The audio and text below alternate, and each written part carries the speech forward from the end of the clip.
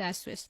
ასა კი არც დაგვიკონკრეტებია სიმართლე გითხრათ, მაგრამ მაინც მთავარია ბავშვს არ ეშინოდეს. დიდად საშიშიც არ არის. უბრალოდ სიჩქარე უნდა აკონტროლო. წინ ასეთი ხელის მუხრუჭი აქვს და ამით არეგულირებ ჩქარა წახვალ თუ ნელა. მოკლედ თუ ძალიან ჩქარა არივლი, საშიში არა. პირიქით, ძალიან სახალისოა. გზად ასევე ყველგან განან თანამშრომლებიც. გარემო კი ნახეთ როგორ სიმწვანეში და სილამაზეში მივსრიალებთ. ტობოგანის სიგრძე 1580 მეტრია და ჩამოსვლას დაახლოებით 3-5 წუთი სჭირდება. გააჩნია რა სიჩქარით ჩამოხვალთ. მე საშუალო სიჩქარით მოვსრიალებდი და დაახლოებით 5 წუთი მომინდა. ფასრად შეეხება $15-მდე ღირდა. ამაზე მაგარი გამოცდილება ჩემი აზრით არაფერი არ იყო. ნამდვილად ღირდა.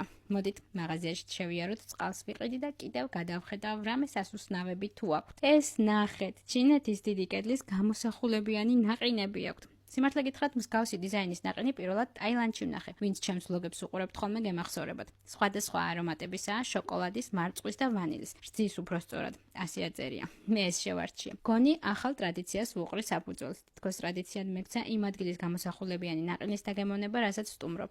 ძალიან ლამაზია. მოდი ამჯერად ჩინეთის კედელი დავაგემოვნოთ და ვნახოთ როგორ მომეწონება.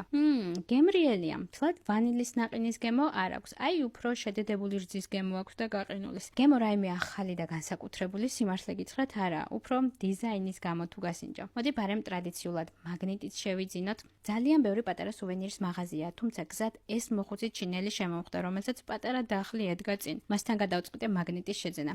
რაღაცნაირად უფრო ასეთი ადამიანებისგან მინდა ხოლმე ნივთების ყიდვა, ვისთანაც ტურისტები ნაკლებად ჩერდებიან ხოლმე. ასეთი ჩინეთის კედლის გამოსახულებიანი მაგნიტი შევარჩიე და წამოვედი უკან ავტობუსისკენ. გზად ისევ იგივენაირად დავბრუნდი, როგორც ამოვედი. ბევრი ფერადობაა და სხვადასხვა სახის სუვენირის წამოღება შეძლებთ აქედან, მაგრამ მე ისეთი დაღლილი ვარ. არაფრის არჩევის თავი არ მქონდა. დავიღალე, მაგრამ ფიზიკურად არა. უფრო სხვა ემოციებისგან. ალბათ რამოდენიმე დღე დამჭირდება, რომ ნანახი გადავხარშო გონებაში. საუკუნეებით უკან დროში ვიმოგზაურე და დაუვიწყარი მოგონებები დავაგროვე აქ. არ მინდა წამოსვლა, მაგრამ რას ვიზავთ. აქ რესტორნებში აღარ შევედი, რადგან იდეაში პეკინური იხვის დაგემონებას ვაპირებდი ქალაქში, თუმცა სახლში მოსული ისეთი დაღლილი ვიყავი, ხვალისთვის გადავდე. ისევ ჩემს მეზობლად მდებარე რესტორანს ვეწვიე და სულზე მივუსწარი, უკვე იკეტებოდნენ. გვიცნეს წინადღით, აქ ვივახშმეთ და ჩვენს გამო დარჩნენ დამატებით. ძალიან საყვარლები არიან. ცოტა კი მცხენოდა მხოლოდ ჩვენ რომ ვიჯექით და გველოდებოდნენ, მაგრამ ძალიან მშიოდა და შიმშილის გრძნობა სირცხვილის გრძნობას ამჯერად ნამდვილად წონიდა.